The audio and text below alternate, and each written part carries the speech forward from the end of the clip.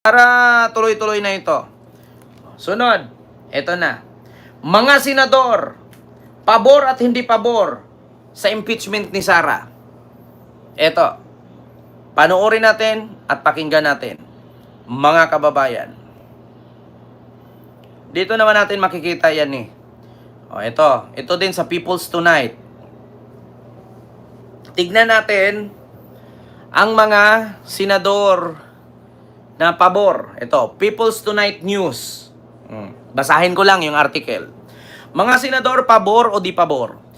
Kasabay ng tumitinding panawagan ng iba't ibang sektor sa Senado na huwag nang ipagpaliban ang convene at agarang simula ng impeachment trial laban kay Vice President Sara Duterte, ilang senador ng 19th Congress ang nanatiling walang komento sa usapin. Ito ay kahit nagmungkahi na mismo si Senador Ronald Bato de la Rosa na magkaroon ng de facto dismissal sa impeachment case ng Vice Presidente na nalalapit niyang kaalyado. Bagamat walang direktibang pahayag ng suporta sa mungkahing resolusyon ni de la Rosa, lantara naman ang pagpapabor nila Senate President Chis Escudero, Senator Amy Marcos at Jinggoy Estrada sa pagpaliban ng paglilitis. Samantalang iginiit naman ng ilang senador na tumatalima ang upper chamber na tinatakda ng saligang batas na ang agarang pag-convene sa Senado bilang impeachment court kabilang sina Senator Alan Peter Cayetano, GB Ejercito, Sherwin Gatchalian, Risa Hontiveros at Coco Pimentel. So ito na, mga kababayan. Ipapakita ko po sa inyo kung sino-sino po yung mga senador na pabor na ituloy ang impeachment at mga senador na hindi pabor na ituloy at ipabasura na lang ang impeachment. So ito po, pabor na sundin ang konstitusyon. Cayetano, Ejercito, Gatchalian, Hontiveros at Pimentel. Pabor sa impeachment delay or hindi na nga ituloy. Escudero, De La Rosa, Estrada at Marcos. Mga kababayan, minsan napagtanto-tanto ko. Si Alan Cayetano, di ba alam ko dating Vice President ito ni Duterte nung tumakbo siya 2016 at hindi nanalo at ang nanalo ay si Mama Leni. So, parang kumakabig ito ngayon. Hindi ko lang napansin parang nag-iiba ang ihip ng hangin ni Alan Cayetano, mga kababayan. At bigla itong bumaliktad data, no? Correct me if I'm wrong mga kababayan. Parang nag-iba ang ihip ng hangin ni Alan Cayetano. Mga kababayan, hindi ko po lubos maisip kung bakit ganun-ganun na lang ang kanyang pagkasabi. Hindi ko rin sure kung ito ba si Cayetano ay bumaliktad na ba or binitawan na ba talaga ang mga Duterte. Kasi ang sabi dito ni Cayetano, ito po meron dito hindi ko lang sure mga kababayan kung si Cayetano ay bumaliktad na ba talaga. Bumitaw na ba talaga sa pagiging miyembro ng DDS. At baka nakalimutan nyo po mga kababayan, si Cayetano lang naman po ang bukod tanging nagsabi na may 10,000 ka. Ito na. Ito mga kababayan, si Cayetano, Alan Cayetano, Senado no choice, dapat may impeachment trial. Walang choice ang Senado, hindi mo pwedeng pagbutuhan kung anong dapat gawin sa konstitusyon. Nakalagay sa konstitusyon, malinaw may trial. Saad ni Alan Peter Cayetano. Actually, mga kababayan, naniniwala ako kay Alan Cayetano. Alam niyo kung bakit? Siyempre, alam naman natin, ang presidente kasi every 6 years at bawal nang tumakbo muli. Maliban na lang sa Amerika, pwede pang tumakbo katulad kay Trump. Pero naramdaman ko si Cayetano parang ramdam niya sigurong wala na, mahina na yung Duterte. At mas maigi sigurong lumayo tayo konti, no? Dumistansya tayo kasi mahirap na. Baka singilin ako ulit ng Pilipino nito, nasaan yung 10K? Maraming salamat po Sir Joel QCJ at sa First Squad Forever. Hello po sa inyong lahat dyan. No? Sabi dito, iginiit ni Senador Alan Peter Cayetano nitong Martes, Hunyo 3 na kailangang ituloy ng Senado ang impeachment trial. No, ito, impeachment trial laban kay Vice President Sara Duterte dahil ito ang nakalagay sa saligang batas at hindi ito dapat baliwalain ng mataas na kapulungan. Bagamat suportado ng senador ang pagpatuloy ng impeachment trial, naintindihan niya umano na mas magiging komplikado ang impeachment case dahil sa timing ng pag-file nito. So it would have been to totally different case if it is the start of the term, middle of the term. Pero the reality is to final ba ang pagbasa dito? I-finale mo the day na sa start yung campaign and now we only have 2 weeks ani Cayetano. Sa kabila naman ito ay binigyan diin niya ang kahalagahan ng pagsunod ng Senado sa konstitusyon bilang pagtugon sa kanilang constitutional duty na para sa taumbayan. Actually, mga kababayan, napahanga ako ni Cayetano eh. Napahanga ako. Bakit? Hindi pala lahat ng DDS, bobo. Meron pa rin palang matino. Ito yung klase na senador na hindi lang talaga for interest. Tumakbong senador para sa sariling interest, hindi. Tumakbo siyang senador at actually, siya is lawyer. 'Di ba? Attorney ba to si Alan Cayetano? Correct me if I'm wrong. Maganda naman ang kanyang sinasabi.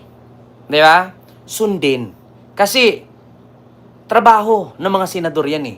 Sundin ang konstitusyon. Huwag niyong baguhin ang konstitusyon. Actually, dito ako napahanga kay Cayetano.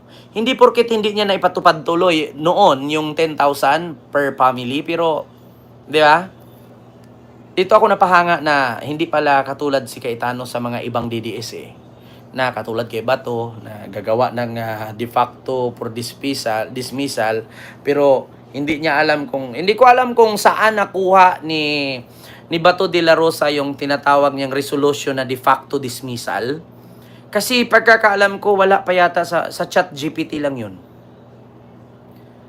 Oo, tanong ko lang Senator Bato de la Rosa, sino po ang lawyer na nag-advise sa iyo na gumawa ka ng resolution at tawagin mong de facto dismissal?